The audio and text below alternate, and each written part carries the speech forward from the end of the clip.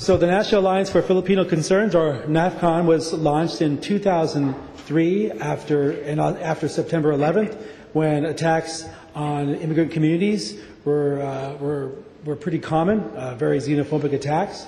And also for the Philippines, there was a redeployment of U.S. troops in that country.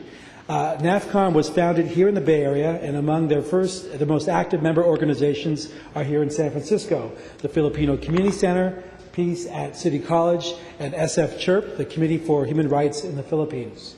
Over the past 10 years, with 30 organizations in over 20 cities across the U.S., NAFCON has led campaigns with Filipino migrant workers fighting against discrimination, wage theft, and human trafficking. They have been in the streets at City Hall and in Sacramento and even in Washington, D.C. and the UN fighting for immigrant rights, stronger communities, and a better world. They are in the care homes of California schools, universities across the country, and in the churches, hospitals, and other workplaces where Filipinos are concentrated. They are students, workers, women, teachers, hotel workers, caregivers, oil rig workers, faith communities, and migrant guest workers. And most impressive to me, and what I have seen firsthand, is their community-led response to disasters in the Philippines, which they have been doing since Typhoon Ondoy in 2009. The latest typhoon, Typhoon Haiyan, they have led a people-to-people response, raising over $800,000 from thousands of individual donors from all over the 50 states, internationally, from schools, from faith communities, and businesses big and small. This week, they are partnering with Rainbow Grocery to raise $30,000 to go towards rebuilding efforts. And Rainbow's here to receive the next commendation. They are also among the leading organizations pushing for temporary protective status, which is a resolution we have in front of us today. What's even more extraordinary is that NAFCON is an all-volunteer organization with no paid staff, and all their work is from the heart. And we have one of our leaders, June Cruz, the Public Information Officer, to receive the commendation. Thank you for being here, June.